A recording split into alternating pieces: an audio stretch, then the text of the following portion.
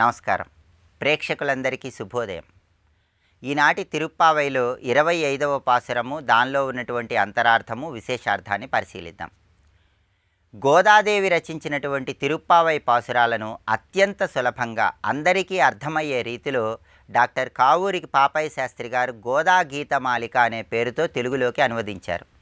ఈ గోదా గీతమాలికలో ఉన్నటువంటి 25వ పాసురము, దానిలో ఉన్నటువంటి విశేషార్థాన్ని మనం పరిశీలిస్తే, ఈ 25వ పాసురంలో గోదాదేవి శ్రీకృష్ణ పరమాత్మను ఎలా కీర్తిస్తోందంటే, నందనందన నీ కథ మందార మకరందం, ఆశ్రితావన నీ కథ ఆనందదాయకం, కన్న తల్లి దేవకి నిన్ను కనినంతని వదిలినావు, వేరొక తల్లిని పొందగా వ్రేపల్లెను చేరినావు, కక్షభూని నిన్ను హరింప కత్తిగట్టినట్టి కంసు తలపులు తలకింద చేసి తలద్రుంచిన జగజెట్టివి, నీ గుణగానము చేయుచు నిన్ను పొందవచ్చినాము, పరమార్గము చూపుమురా మురహరా కరుణింపుమురా, వీరాగ్రణి నిన్ను పొగడగా శ్రీరమణికే చెల్లును గదా, మా రాయుడి తొలగింపుము మారా నందకుమారా అంటూ కీర్తిస్తోంది.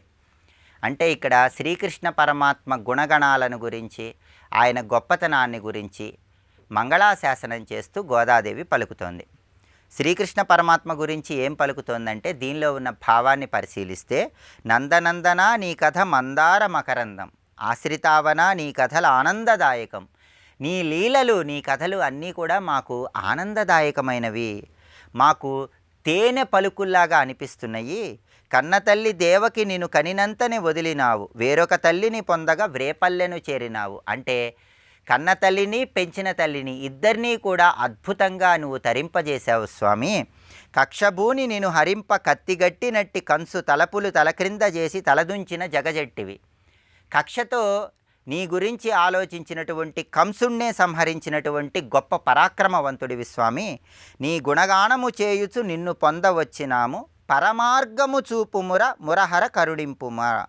అంటే అర్థం ఏంటంటే, పరమాత్మ నీ గుణగణాలను కీర్తిస్తున్నాం, మమ్మల్ని అనుగ్రహించి పరై అనే పేరు కలిగినటువంటి తప్పెట లాంటి వాయిద్యాన్ని మాకు అనుగ్రహించు అంటూ ఇక్కడ గోదాదేవి కీర్తిస్తోంది. అంటే శ్రీకృష్ణ పరమాత్మ అనుగ్రహం పొందటానికి అనేక రకాలుగా కృష్ణుణ్ణి ప్రార్థించిన తర్వాత శ్రీకృష్ణ పరమాత్మ వాళ్ళ ప్రార్థనలకు మెచ్చి చలిలో నా కోసం అనేక పాసురాలు పాడారు, పరై అనేటటువంటి తప్పెట లాంటి వాయిద్యాన్ని మీకు ఇస్తాను, దాంతోపాటు మీకు ఇంకా ఏం కావాలో కోరుకోండి అంటాడు. అప్పుడు ఆండాల్ తల్లి గోపికలందరితో కలిసి, కేవలం మా పెద్దలు చెప్పిన విధంగా పరై అనేటటువంటి తప్పెట లాంటి వాయిద్యాన్ని నీ నుంచి కోరుకుంటున్నాం, కానీ నిజానికి మాకు నువ్వే కావాలి, ఎల్లవేళలా నీ దివ్యమంగళ స్వరూపాన్ని దర్శించుకుంటూ ఉండాలి, నీ నామస్మరణ చేయాలి, నీ పాద పద్మాలను ఆశ్రయించాలి, కాబట్టి పరై అనేటటువంటి వాయిద్యంతో పాటుగా నీ సామీప్య స్థితిని కూడా మాకు అనుగ్రహించు స్వామి అని ఆండాల్ తల్లి గోపికలందరితో కలిసి ప్రార్థిస్తుంది. అయితే అప్పుడు శ్రీకృష్ణ పరమాత్మ ఏం చెప్తాడంటే, నా సామీప్య స్థితి రావాలంటే కొన్ని నియమాలు ఉంటాయి, ఆ నియమాలు పూర్తి కావాలి, అన్ని ఆటంకాలు తొలగిపోవాలి అని పలుకుతాడు. అప్పుడు ఆండాల్ తల్లి గోపికలందరితో కలిసి, ఆ నియమాలు ఏంటో చెప్పు స్వామి, ఆ ఆటంకాలన్నీ పోగొట్టుకుంటాం, ఏ విధంగా అయితే అందరూ యశోదమ్మ వీళ్ళందరూ కూడా ఎప్పుడూ నీ సామీప్య స్థితిని పొంది ఉంటారో అలానే మేము కూడా నీ సామీప్య స్థితిని పొందాలి స్వామి అంటూ కీర్తిస్తున్నారు. అందుకే చివరగా, వీరాగ్రని నేను పొగడగా శ్రీరమణికే చెల్లును కదా, మా రాయుడి తొలగింపుము మారా నందకుమార. అంటే మేము చేసినటువంటి పాపాలు అన్నీ తొలగించి మాకు సామీప్య స్థితిని అనుగ్రహించు స్వామి అని కీర్తిస్తున్నారు. దీని ద్వారా విశేషార్థం ఆండాల్ తల్లి ఏం చెప్తుందంటే, ఎప్పుడైనా సరే భగవంతుణ్ణి పూజించే సమయంలో కొన్ని సంవత్సరాలు పూర్తి కాగానే ఆ భగవంతుడికి అత్యంత సమీప స్థితికి చేరాలి. ఆ సమీప స్థితికి చేరాలంటే మనలో ఉన్నటువంటి దుర్గుణాలన్నీ పోగొట్టుకోవాలి. భగవంతుడి సమీప స్థితి అంటే అర్థం ఏంటంటే, నిరంతరము ఏ పని చేస్తున్నా సరే భగవన్నామస్మరణలో ఉండాలి. మనం చేసేటటువంటి ప్రతి కర్మ కూడా భగవన్నామాన్ని జపించుకుంటూ చేయాలి. మనం పలికే ప్రతి పలుకులో కూడా భగవన్నామం ఉండాలి. దాన్ని సామీప్య స్థితి అంటారు. కేవలం శరీరం మాత్రమే కాకుండా మనసు కూడా ఎప్పుడూ భగవంతుడి గురించిన ఆలోచన చేస్తూ ఉండాలి. అలాంటి సామీప్య స్థితిని పొందగలిగినప్పుడు శ్రీకృష్ణ పరమాత్మ సంపూర్ణమైన అనుగ్రహం ప్రతి ఒక్కరికి కలుగుతుందని దీనిలో ఉన్నటువంటి విశేషార్థంగా గుర్తించాలి. రేపటి తిరుప్పావైలో 26వ పాసురము, దానిలో ఉన్నటువంటి అంతరార్థము, విశేషార్థం పరిశీలిద్దాం. నమస్కారం.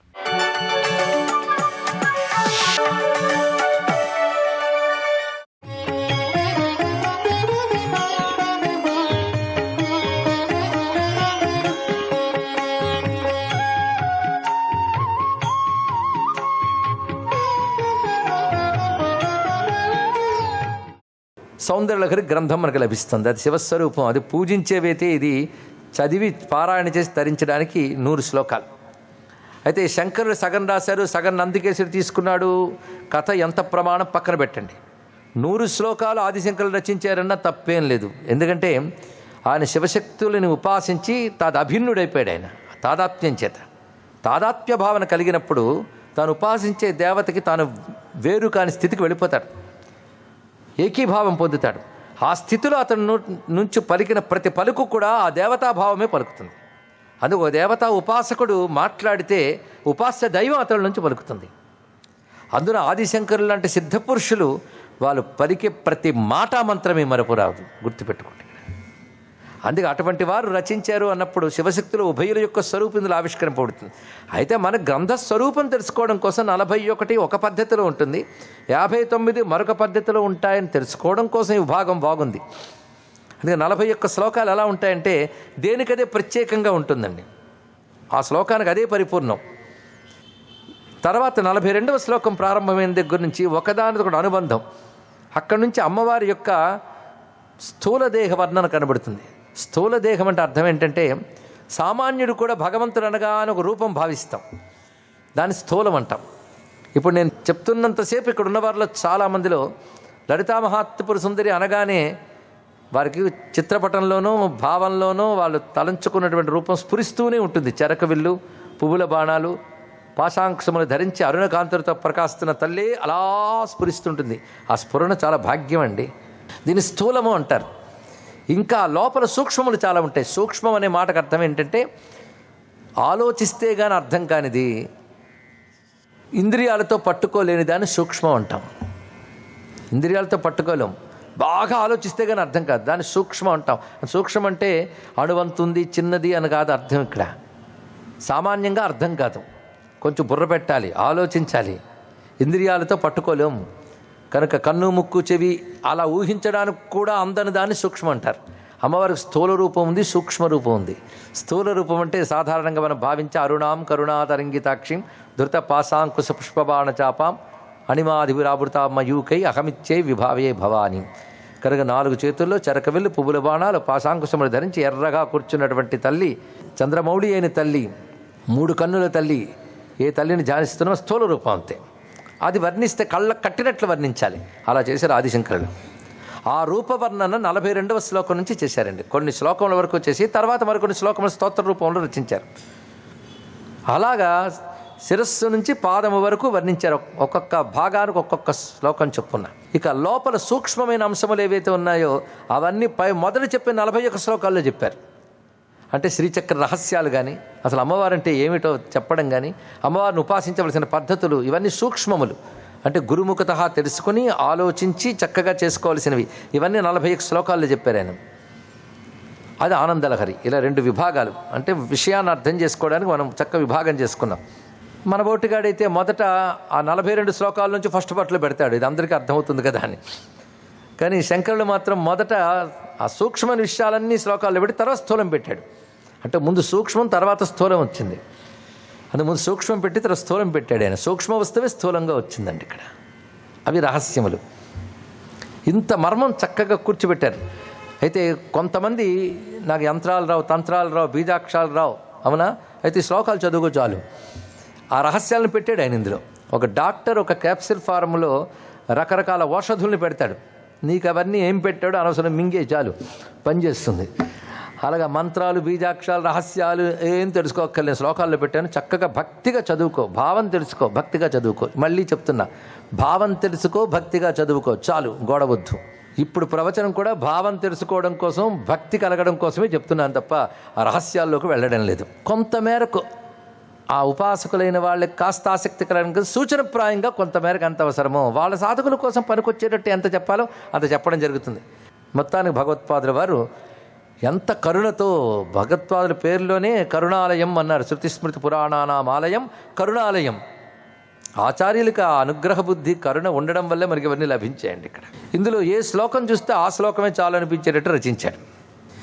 ఈ శ్లోకాల్లో ఎవరి గురించి చెప్తున్నారయ్యా అంటే ఇందాక చెప్పుకున్న లలితా త్రిపుర సుందరి అని. అయితే దీనికి వ్యాఖ్యానాలు సంస్కృతంలో చాలా ఉన్నాయి, అన్నీ అప్రామాణికములే. సంస్కృతంలో అటు వేదంలోనూ, సంస్కృత భాషలోనూ, భక్తిలోనూ, యజ్ఞాల్లోనూ అన్నిట్లో మహాపండితుడు కూడా ఉన్నాడు. అప్పయ్య దీక్షితుల మహాత్ముడు. ఆయన కూడా ఇందులో మొదటి 41 శ్లోకాలకి భాష్యం రచించారు. ఇంకా చాలామంది రచించారు.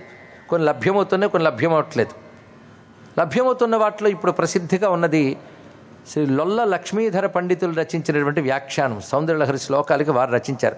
వాళ్ళు కూడా ఏ శ్లోకానికి ఏ యంత్రం, ఏది నైవేద్యాన్ని రాసేటండి ఆయన కూడా. అయితే లొల్ల లక్ష్మీధర పండితులు ఉన్నారు కనుక ఆ ఇంటి పేరు కలిగిన తెలుగువాడు. సంస్కృతంలో ప్రామాణిక భాషను రచించిన వాడు తెలుగువారు కావడం మన యొక్క అదృష్టం. ఆ మాటకు వస్తే కాళిదాస వాంగ్మయానికి అంతటికీ కూడా సంజీవిని టీక రచించినటువంటి మల్లినాథ సోమసూరు కూడా తెలుగువారి మనకి. సరే, మన లొల్ల లక్ష్మీధర పండితులు సౌందర్యలహరికి మంచి భాష్యం రచించారు. ముఖ్యమైన శ్లోకములు ఇక్కడ ఎంచుకొని చెప్పడం జరుగుతుంది. అవి పారాయణ చేసుకున్న చాలు. కొన్ని శ్లోకములు విస్తార వ్యాఖ్య లేకుండా చెప్పుకుందాం, కొన్ని శ్లోకాలకు విస్తార వ్యాఖ్య. ఒక చోట ఇవాళ విస్తరించి ఒక్క శ్లోకానికి ఎంత అయిపోయిందండి అంటే మరుసటి రోజు 10 శ్లోకాలు దాటేస్తామేమో మనకు తెలియదు. ఇక్కడ కొన్నిటికి విస్తార వ్యాఖ్య అవసరం. అందులో ప్రథమ శ్లోకానికి చాలా అవసరం, ఎందుకంటే దేనికైనా ప్రథమమే ప్రధానం. శ్రీ లలితా మహాత్రిపుర సుందరీ పరాభట్టారిక శ్రీమద్ రాజరాజేశ్వరీ పరదేవతకి.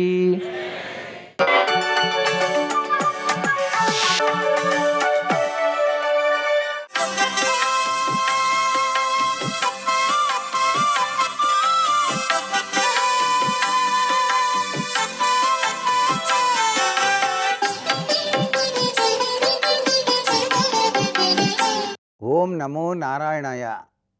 ఓం నమః శివాయ. శ్రీమాత్రే నమః.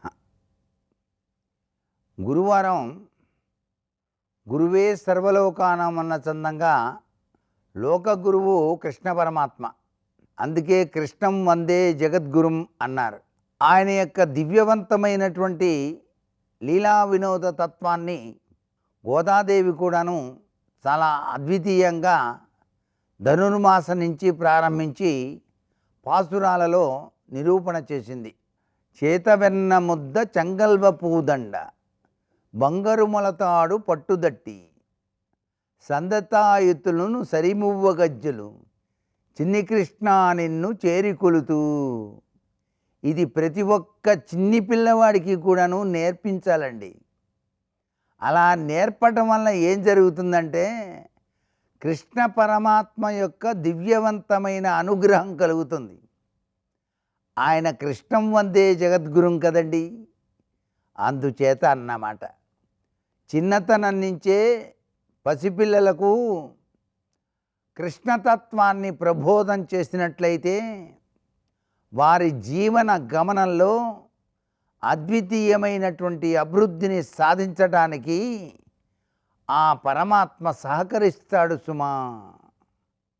అందుకనే కృష్ణుని యొక్క చరిత్ర భాగవతోత్తముడు కదా. భాగవతము యొక్క పారాయణం చిన్నతనం నుంచే తల్లిదండ్రులు విద్యార్థులకు నేర్పాలి. తమ పిల్లలకు నేర్పినట్లయితే దానిలో దాగిన పరమార్థాన్ని అర్థం చేసుకుంటారు.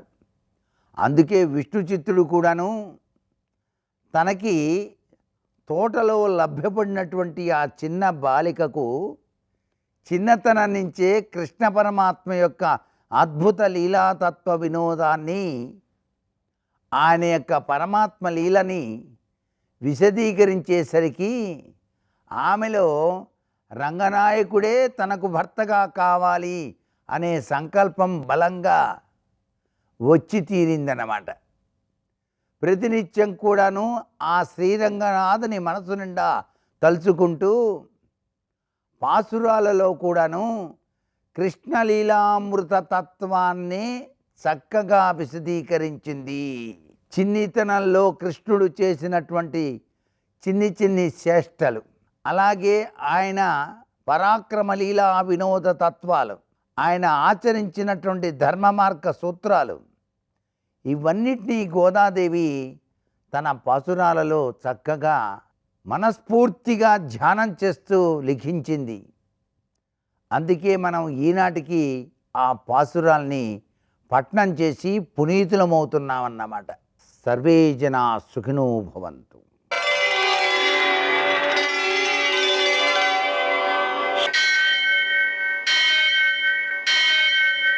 సహస్రశీరుషం దేవం విశ్వాక్షం విశ్వశంభువం విశ్వం నారాయణం దేవమక్షరం పరమం పదం విశ్వతః పరమాం నిత్యం విశ్వం నారాయణగుం హరిం విశ్వమేవేదం పురుషస్తద్విశ్వముపజీవతి పతిం విశ్వస్యాత్మేశ్వరం శాశ్వతం శివమచ్యుతం నారాయణం మహాజ్ఞేయం విశ్వాత్మానం పరాయణం.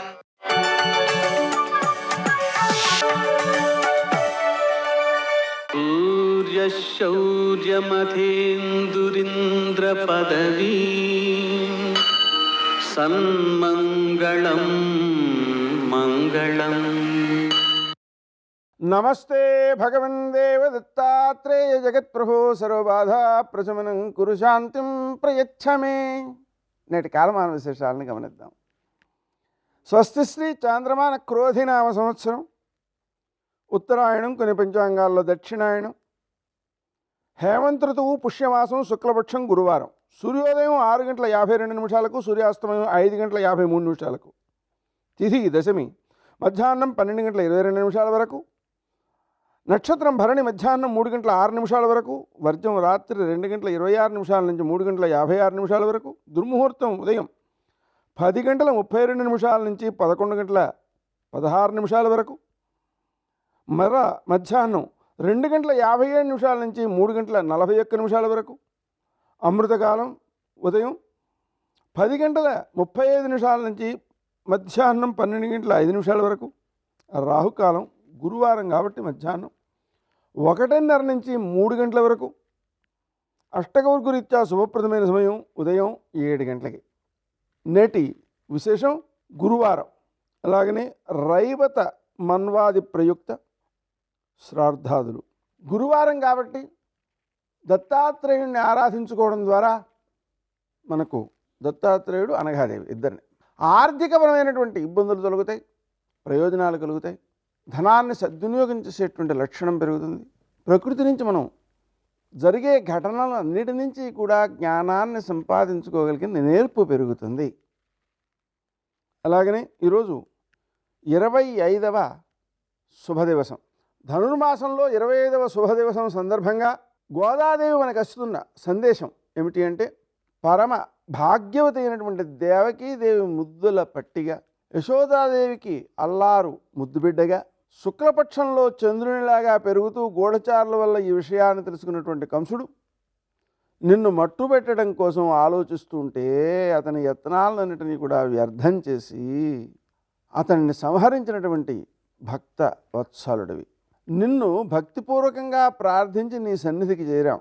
మాకు ఇష్టానుసారంగా పరా అనేటువంటి వాద్య విశేషాన్ని అనుగ్రహించు. మిమ్మల్ని ప్రార్థించడం ఎందుకంటే, మమ్మల్ని అనుగ్రహించినటువంటి లక్ష్మీదేవి కూడా ఆశపడదగినటువంటి సంపదను, దాన్ని సార్థకపరిచేటువంటి శౌర్యాన్ని, నీలో ఉన్న విశేష లక్షణాలని కొనియాడుతూ, నీకు దూరంగా ఉండడం వలన వచ్చేటువంటి కష్టం ఏదైతే ఉందో ఆ కష్టాన్ని నివారించుకోవడం కోసం మిమ్మల్ని ప్రార్థిస్తున్నాం. నీవు దయ చూపించినట్లయితే మా వ్రతం అద్వితీయంగా శుభప్రదంగా నడుస్తుంది అని ప్రార్థిస్తోంది. నేటి ఆణిముత్యాలు.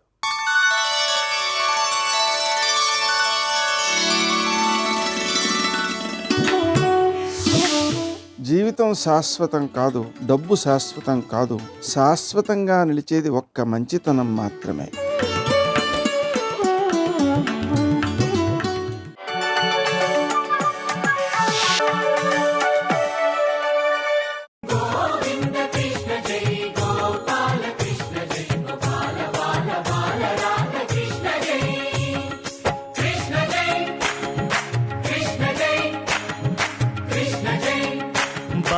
కృష్ణ జై. ఏ కొడుకు కోసం బతికున్నానో వాణ్ణి నా శిష్యులే చంపేస్తున్నారు. కాసేపట్లో చచ్చిపోతాడు కొడుకు. అప్పుడు ఎంత వ్యగ్రత ఉంటుంది ఆ ఏడుపులో. అయ్యో చచ్చిపోతాడు కొడుకని ఎంత ఏడుస్తోందో ఆవిడ. కాబట్టి ఆమె యొక్క బాధ ఏమిటో అర్థం చేసుకోండి. ఈయన్ని చంపకూడదు. ఎందుకని? బ్రాహ్మణుడు, పైగా గురుపుత్రుడు. ఈయన్ని చంపేస్తే వంశం నశించిపోతుంది. కాబట్టి చంపకూడదయా. అక్కట పుత్రశోక జనితాకుల భార విషణ్ణ చిత్తనై పొక్కుచునున్న భంగి నినుబోర కిరీటి నిబద్ధు చేసి నేడిక్కడ కిచ్చి తెచ్చుట సహింపనిదై భవదీయమాత నేడెక్కడ ఎట్టి శోకమున ఏక్రియ ఎచ్చుచు పొక్కుచున్నదో. ఎంత గొప్పగా మాట్లాడిందో తల్లి. భవదీయమాత, మీ అమ్మగారు ఎక్కడ ఏడుస్తోందో పిచ్చి తల్లి. అయ్యో చంపేస్తున్నారు నా కొడుకుని. తప్పయ్యా. గురుపుత్రుడు ఆయన తప్పు చేశాడా? ఆయన అనుభవిస్తాడు. మనం తప్పు చేస్తే మనం అనుభవిస్తాం. వంశం అంతా నాశనం అయిపోతుందయా. తప్పు. బ్రాహ్మణుడు గురుపుత్రుడు చంపకూడదు, వదిలేయండి. ధర్మరాజు గారు విని పొంగిపోయాడు. అబ్బా, ఇంత కష్టంలో ఎంత ధర్మం చెప్పావు ద్రౌపది. ఎవరు చెప్తారు? ఆడది చెప్పగలదు. నువ్వు చెప్పావు. ఇది ఈ దేశం యొక్క గొప్పతనం. నువ్వు చెప్పింది సత్యం. చంపకూడదు అశ్వత్థామని. అర్జునుడు అంగీకరించాడు, నకులుడు అంగీకరించాడు, సహదేవుడు అంగీకరించాడు. కానీ భీమసేనుడు లేచి అన్నాడు, మన కొడుకుల్ని పట్టుకు చంపేసిన వాడిని పట్టుకుని వదిలేయండి వదిలేయండి వదిలేయండి గురుపుత్రుడు అంటుంది అంటే. మరి ఆయనకు ఉండక్కర్లా ధర్మం? మీరు చంపేస్తారా? నా శిరస్సు యొక్క పోటుతో 1000 ముక్కలు చేయనా వీడి తలకాయ? చెప్పండి ఏదో ఒకటి అన్నాడు. చూశాడు మహానుభావుడు కృష్ణ పరమాత్మ. చంపేయడం తేలిక. ఆవేశంలో చంపేశారనుకోండి, ఆ పాపం కట్టి కుడిపేసిన నాళ్ళిక పరీక్షిత్తు కూడా మిగలడం. ధర్మం అన్నది లేకపోతే కృష్ణుడు వెళ్ళిపోతాడు అంతే. చెప్పిన మాట వినడం ధర్మం తప్ప కేవలం పూజ చేయడం ఒకటే ధర్మం అవ్వదు. ధర్మంలో అంతర్భాగం పూజ అవుతుంది. కాబట్టి పరుగు పరుగున వచ్చాడు. వచ్చి అర్జునుడితో మాట్లాడాడు. భీముడి వంక చూసి నవ్వాడు. హాస్యోక్తులాడి అర్జునుడి వంక తిరిగి అన్నాడు, నిజమే, భీముడు చెప్పింది కూడా తప్పు లేదు. ఇతను చేసింది మహాదోషం. అవ్యుడు కాడు శిశుహంత దురాత్మకుడు అతతాయి. హంతవ్యుడు బ్రహ్మబంధుడది తప్పదు నిక్కము. బ్రాహ్మణోన హంతవ్యమటంచు వేద విదితంబగుగావన ధర్మదృష్టి కర్తవ్యము వీని కాచుట యథాస్థితి చూడుము పండవోత్తమ. ఏమి పద్యాలండి పోతన గారి పద్యాలు. యథాతథంగా తీసుకున్నారు. బ్రాహ్మణోన హంతవ్యమటంచు, అవ్యుడు కాడు శిశుహంత దురాత్మకుడు అతతాయి. ఆతతాయి అన్నమాట పోతన గారు వాడారు. అవ్యుడు వీణ్ణి క్షమించకూడదు. శిశువుల్ని చంపాడు, పరమ దుర్మార్గుడు, మహాపాతకం చేశాడు, చంపవతల బారై వెలిసింది. బ్రహ్మబంధుడది తప్పదు నిక్కము. బ్రాహ్మణుడు, అది కూడా జ్ఞాపకం పెట్టుకోవాలి. గురువుగారి కొడుకు. బ్రాహ్మణో నహంతవ్యమటంచు వేద విదితంబగు కావన. బ్రాహ్మణుణ్ణి చంపకూడదు అని వేదం చెప్తోంది. వేదం ప్రమాణం. కాబట్టి వేదం ఎలా చెప్పిందో మనం అలా బతకాలి. మరి వదిలేస్తే ఆ పాపం అశ్వత్థామని కట్టి కుడుపుతుంది. కట్టి కుడిపింది. అందుకే కృష్ణ భగవానుడు శాపవాక్కు విడిచిపెట్టాడు. చిరంజీవి కానీ ఎవరూ చూడాలని కోరుకోరు. అశ్వత్థామని చూద్దామని ఎవరూ కోరుకోరు. ఉగ్రభూతమై తిరుగుతుంటాడు హిమాలయ పర్వతాల్లో ఇప్పటికీ. కాబట్టి బ్రాహ్మణో నహంతవ్యమటంచు వేద విదితంబుగా ఉన్న ధర్మదృష్టి కర్తవ్యము విని కాచుట. ధర్మదృష్టితో చూసినప్పుడు ఏది కర్తవ్యం? కాపాడాలి. కావున యథాస్థితి చూడుము పాండవోత్తమ. పాండవులలో ఉత్తముడైన ఓ అర్జునుడా, ఏది చెయ్యాలో చెయ్యి ఇప్పుడు. సర్వం శ్రీ ఉమామహేశ్వర పరబ్రహ్మార్పణమస్తు. స్వస్తి.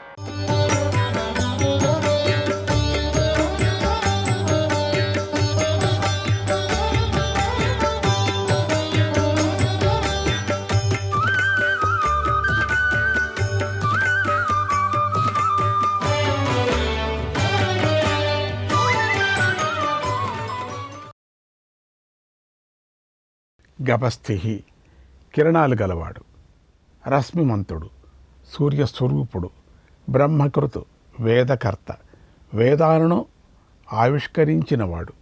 భగవంతుడి ఉచ్ఛ్వాస నిశ్వాసాలు ఉన్నాయి కదా, అదే వేదాలు.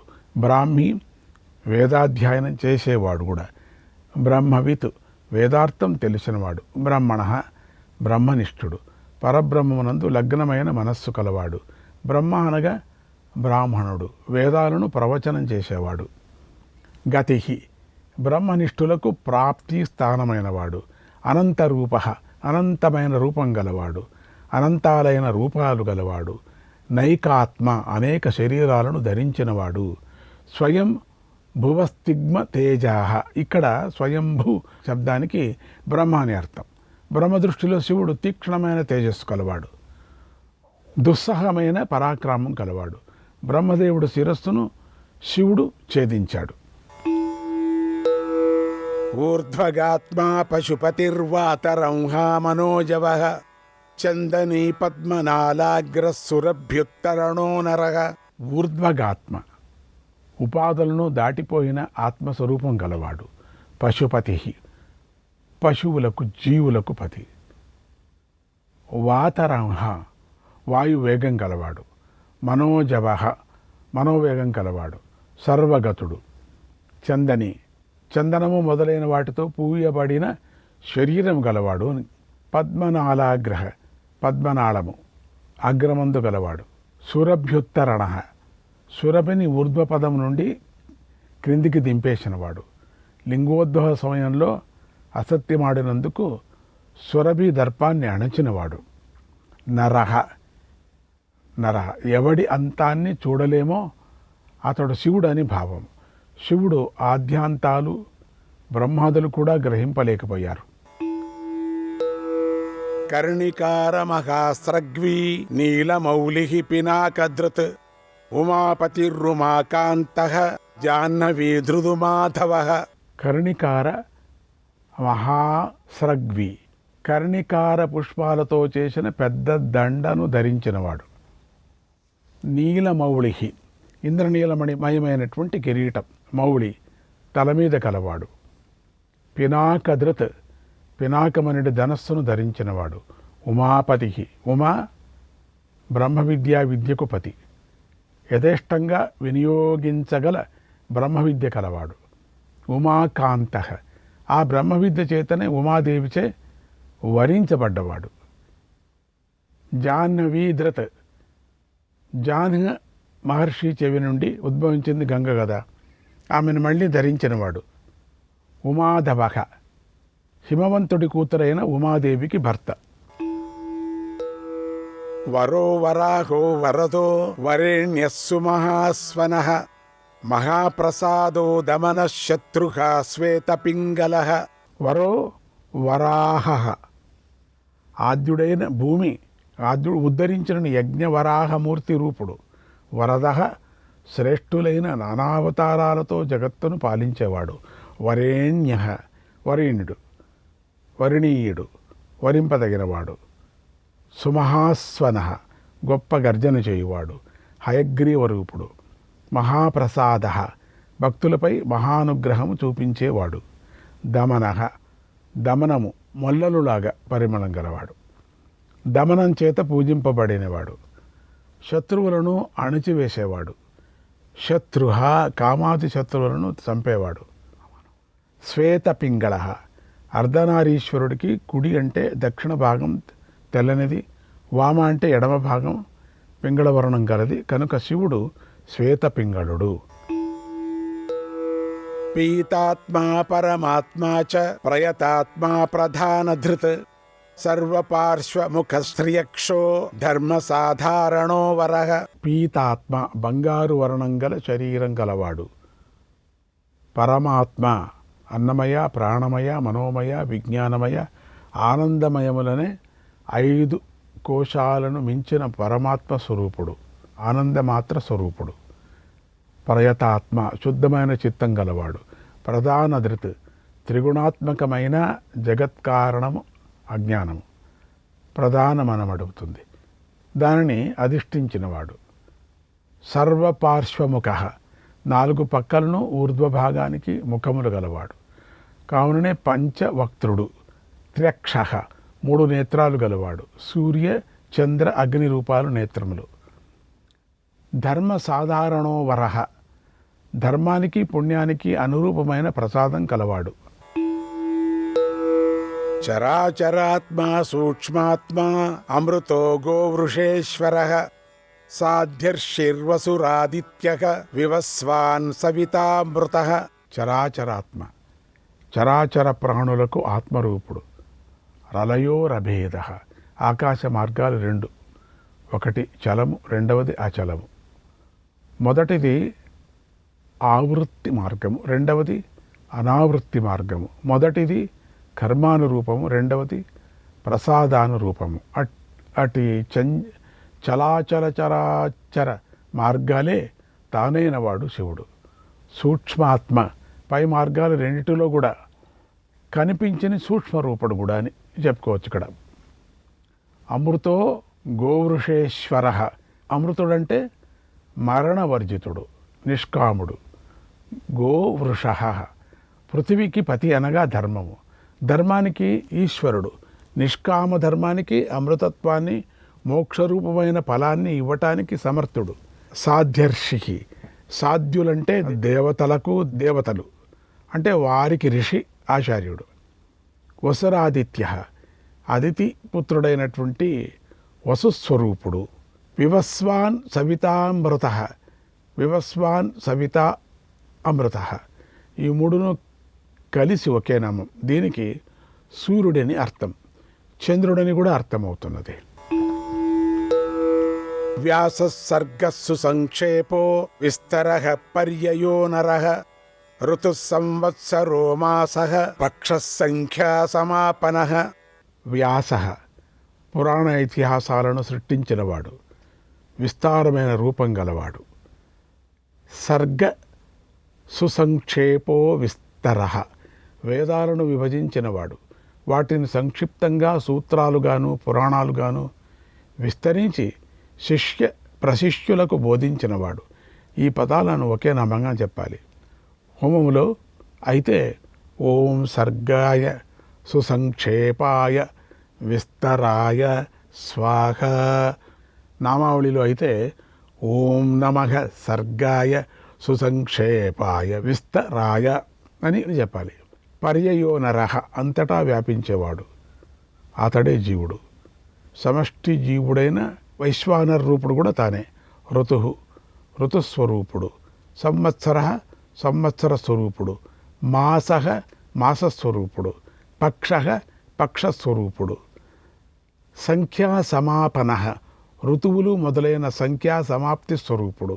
అయనాలను పక్షాలను లెక్కించటానికి అనుగుణంగా మకర కర్కాటక సంక్రమణాలు, అమావాస్య, పౌర్ణిమ మొదలైన పుణ్య సమయాలు అన్నీ కూడా శివుడి రూపమే అయి ఉన్నాయి. కళాహ కాష్ఠాలవా మాత్రాహ ముహూర్తాహ క్షపాహ క్షణాహ విశ్వక్షేత్రం ప్రజాబీజం లింగమాద్యస్తు నిర్గమః. కళాహ 30 కాష్టములు ఒక కళ, 450 రెప్పపాట్ల కాలము. కాష్ఠాహ 18 నిమిషాలు 15 రెప్పపాట్ల కాలము. లవాహ తామరాకులను కట్టగట్టి సన్నటి సూదిలో ఆ ఆకులను గురిచితే ఒక్కొక్క ఆకు బాగా సూది దిగటానికి ఎంత కాలం పడుతుందో ఆ సమయాన్ని లవము అంటారు. మాత్రాహ ఇది కాలములో స్వల్ప భాగము, ఒక హ్రస్వాక్షరాన్ని పలకటానికి గల కాలము. ముహూర్తాహ, క్షపాహ అంతా ఒకే నామం. ముహూర్తము పగలు రాత్రి, 12 క్షణాలు ఒక ముహూర్తము. అహహ పగలు, క్షప రాత్రి. క్షణాహ 30 కలలు ఒక క్షణము. త్రుటి 905వ నామమైనటువంటి ఋతువు అనే నామం దగ్గర నుండి ఇంతవరకు అన్ని నామాలను కాల విభాగం గురించి తెలిపే పదాలు. సర్వ విభాగాలతో కూడినటువంటి కాలస్వరూపుడు. విశ్వక్షేత్రం, బ్రహ్మాండం అనే వృక్షం ఉద్భవించటానికి మూలస్థానమైన వాడు జగద్యోని. ప్రజాబీజం, ప్రజల బీజము, మాయతో కూడిన రూపుడు. అవ్యక్తుడు. లింగం, మహత్తత్వము. ఆద్యో నిర్గమః, ప్రపంచం పుట్టటానికి అంకురం వంటివాడు, అందరికంటే ముందు ప్రకటమైన వాడు. సదసద్వ్యక్తమవ్యక్తం పితామాతా పితామహః స్వర్గద్వారం ప్రజాద్వారం మోక్షద్వారం త్రివిష్టపం. సత్ కార్యరూపుడు, అసత్ కారణరూపుడు. వ్యక్తం ఇంద్రియములచే గ్రహించదగినవాడు. అవ్యక్తం నేనెవరో తెలియదు అనే అనుభవైక్య వేద్యమైన అజ్ఞాన రూపుడు. ఎన్నో రూపాలు ఉన్నా కూడా ఈ రూపం ఇలాంటిదని తెలియబడని వాడు. పితా తండ్రి, మాత తల్లి, పితామహ తాత, స్వర్గద్వారం తపస్సు, దీనిచే స్వర్గము లభిస్తుంది. ప్రజాద్వారం రాగము, రాగం వల్లనే సంతానం కలుగుతుంది. మోక్షద్వారం వైరాగ్యం వల్లనే మోక్షం సిద్ధిస్తుంది. త్రివిష్టపం, త్రివిష్టం అంటే స్వర్గం, స్వర్గ సాధనమైన ధర్మస్వరూపుడు త్రివిష్టం. నిర్వాణం హ్లాదనశ్చైవ బ్రహ్మలోకః పరాగతి, దేవాసుర వినిర్మాత దేవాసుర పరాయణః. నిర్వాణం మోక్షరూపుడు, హ్లాదనః ఆనందపరచువాడు, బ్రహ్మలోకః సత్యలోక రూపుడు, పరాగతి దానిని మించిన గతి మోక్షము పొందదగినవాడు, దేవాసుర వినిర్మాత దేవతల రాక్షసులను సృష్టించినవాడు, దేవాసుర పరాయణ దేవతలను రాక్షసులకు ఉత్తమమైన ఆశ్రయము, దేవాసుర గురుర్దేవ దేవాసుర నమస్కృత దేవాసుర మహామాత్ర దేవాసుర గణాశ్రయ. దేవాసుర గురు దేవాసుర, దేవగురువు బృహస్పతి, అసుర గురువు శుక్రుడు, వీరిరువురి రూపం కూడా అయినవాడు. దేవతలకు రాక్షసులకు కూడా పూజ్యుడు శివుడు. దేవః మోదించువాడు, ఆనందస్వరూపుడు, సర్వభూతాలయందు ఆత్మగా భాషించువాడు. దేవాసుర నమస్కృత దేవాసురులచే నమస్కరింపబడే అటువంటి వాడు. ఇతర ఇంద్రాదులు దేవతలచే మాత్రమే నమస్కరించబడేవాడు. అంతే, దేవతలచే మాత్రమే వాళ్ళు మాత్రం నమస్కరించబడేవారు కూడా. కానీ శివుడు మాత్రం రాక్షసుల చేత కూడా నమస్కరింపబడేవాడు. దేవాసుర మహామాత్ర దేవాసుర శ్రేష్ఠుడు, దేవాసురులు అనేటువంటి మదగజాలను నియంత్రించేవాడు. దేవాసుర గుణాశ్రయ దేవతల అసురుల సముదాయానికి ఆశ్రయమైనవాడు, ఆశ్రయించదగినవాడు. దేవాసుర గణాధ్యక్ష దేవాసుర గణాగ్రణీ దేవాతిదేవో దేవర్షి దేవాసుర వరప్రద. దేవాసుర గణాధ్యక్ష ఇంద్ర రూపంలో దేవతల గణానికి, విరోచన రూపంలో విరోచనుడు బలిచక్రవర్తి తండ్రి, రాక్షస గణానికి అధ్యక్షుడుగా ఉన్నవాడు. దేవాసుర గణాగ్రణీ సేనాని, దేవతల సేనకు కుమారస్వామి రూపంలోనూ, రాక్షస సేనకు కేశి అనే దైత్యుడి రూపంలోనూ సేనానాయకుడిగా ఉన్నవాడు. దేవాతి దేవ ఇంద్రియాలను అతిక్రమించి స్వయంగానే ప్రకాశిస్తున్నవాడు. దేవర్షి దేవతల్లో ఋషి నారదుడు, నారద స్వరూపుడు. దేవాసుర వరప్రద దేవాసురులను వరములిచ్చేవాడు. వరాలు ఇవ్వటానికి దేవతలు రాక్షసులు అనేటువంటి భేదాన్ని చూపనివాడు. భక్తిని మాత్రమే చూసి వరాలిచ్చేవాడు. దేవాసురేశ్వరో విశ్వ దేవాసుర మహేశ్వర సర్వదేవమయోచింత్య దేవతాత్మాత్మసంభవ. దేవాసురేశ్వర దేవాసురుల అంతరంగాలలో చరించువాడు. విశ్వ జగత్తు అనే గర్భంలో పడుకునేవాడు. దేవాసుర మహేశ్వర దేవాసురులో అంతర్యామి అయిన ఈశ్వరుడికి సైతం అధిష్టానమైనవాడు కనుకనే మహేశ్వరుడు. సర్వదేవమయ సర్వదేవతలతో నిండిన శరీరము కలవాడు. సర్వదేవతలకు సుఖాన్ని ఇచ్చువాడు. అచింత్య శివుణ్ణి మించి చింతింపదగినవాడు లేడు. విష్ణువు చేత కూడా ధ్యానించబడేవాడు. ఆ విష్ణువు దేవతాత్మ దేవతలకు అంతరాత్మ రూపుడు, స్వరూపుడు, ప్రత్యగ్రూపుడు, ఆత్మసంభవ తనంత తానుగా పుట్టినవాడు, తన జన్మకు తానే కారణమైనవాడు. ఉద్భిత్రివిక్రమో వైద్య విరజో నీరజో మరః ఈడ్యో హస్తీశ్వరో వ్యాఘ్ర దేవసింహో నరర్షభ. ఉద్భిత్ ఉద్భిత్ అంటే పైకి వచ్చేది, ఆవిర్భవించేది, ఫలం అని అర్థం. ఇది స్థావర రూప ఫలమైన యజ్ఞరూప ఫలమైన తానే అయినవాడు. త్రివిక్రమ, 3 లోకాలను పాదాలచే అతిక్రమించిన వామన రూపుడు కూడా తానే. వైద్య, విద్యావంతుడు, భవమనే రోగానికి చికిత్స చేసేవాడు. విరజ, మలినం లేనివాడు, నిర్మలుడు. నీరజ, రజోగుణం లేనివాడు. అమరహ, నాశం లేనివాడు. ఈడ్య, స్తుతింపదగినవాడు. హస్తీశ్వర, శ్రీకాళహస్తీశ్వరుడు, వాయులింగం. వ్యాఘ్ర, వ్యాఘ్రేశ్వరుడు. దేవసింహ, దేవతలలో మిక్కిలి పరాక్రమం కలవాడు, శ్రేష్ఠుడు. నరర్షభ, నరుల్లో కూడా శ్రేష్ఠుడు, అవతారమెత్తినప్పుడు. విబుధోగ్రవర సూక్ష్మ సర్వదేవస్తపోమయ సుయుక్త శోభనో వజ్రీ ప్రాసానాం ప్రభవో వ్యయ. విబుధ, విశేషించి బుద్ధిమంతుడు, సర్వజ్ఞుడు. అగ్రవర, అగ్రస్థానంలో ఉండి యజ్ఞ భాగాలను పొందువాడు. సూక్ష్మ, అందరిలో ఉన్న చూపులకు అందనంతగా సూక్ష్మరూపుడు. సర్వదేవ, ఆయా దేవతల యందు సంపూర్ణంగా పరిసమాప్తమైన వాడు. సర్వదేవ స్వరూపుడు. తపోమయ, తపః ప్రధానుడు. సుయుక్త, చక్కగా సన్నుద్ధుడై ఉండేవాడు కూడా. మిక్కిలి జాగరూకుడిగా అన్ని విషయాలను కూడా గమనించేవాడు. శోభన, కళ్యాణ రూపుడు, కళ్యాణచంద్రుడు. వజ్రీ, వజ్రాన్ని ధరించేవాడు. ప్రాసానాం ప్రభవ, ప్రాసము మొదలైనటువంటి ఆయుధాలను ఉత్పత్తి స్థానం అయినవాడు. అవ్యయ, మార్గాలతో పొందలేనివాడు, కేవలం ఏకాగ్ర చిత్తంతోనే సాధించబడేవాడు. విష్ణువుకు సైతం త్రైలోక్య ఐశ్వర్యాన్ని కలిగించేవాడు.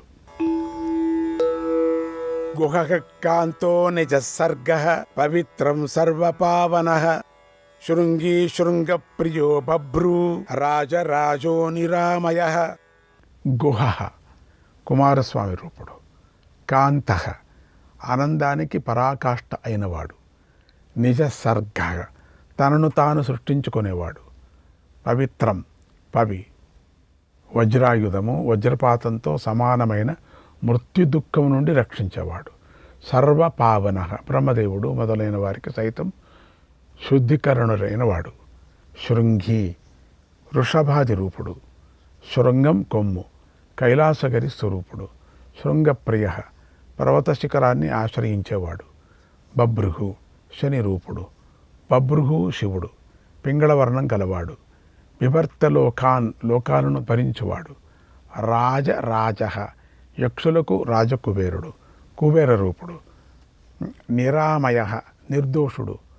ఆమయం అంటే రోగం, పుట్టుక అనేటువంటి రోగం నుండి తప్పించేవాడు. అభిరామస్సురగణో విరామ సర్వసాధన లలాటాక్షో విశ్వదేవ హరిణో బ్రహ్మవర్చస. అభిరామ, ప్రీతి కలిగించువాడు, యోగులకు ధ్యానింపదగినవాడు. సురగణ, దేవతాగణ స్వరూపుడు. విరామ, సర్వ పరమరూపుడు, ప్రశాంత స్వరూపుడు. అవసాన సమయాల్లో ప్రాణాలను లయం చేసేవాడు. సర్వసాధన, సర్వకర్మలు ఎవడిని పొందటానికి సాధనాలో ఆతడైనవాడు. లలాటాక్ష, నుదుటి మీద కన్ను గలవాడు. విశ్వదేవ, విశ్వము, బ్రహ్మాండము అనేది బంతులతో క్రీడించేవాడు. శ్రీకృష్ణాయ పరమాత్మనే నమః.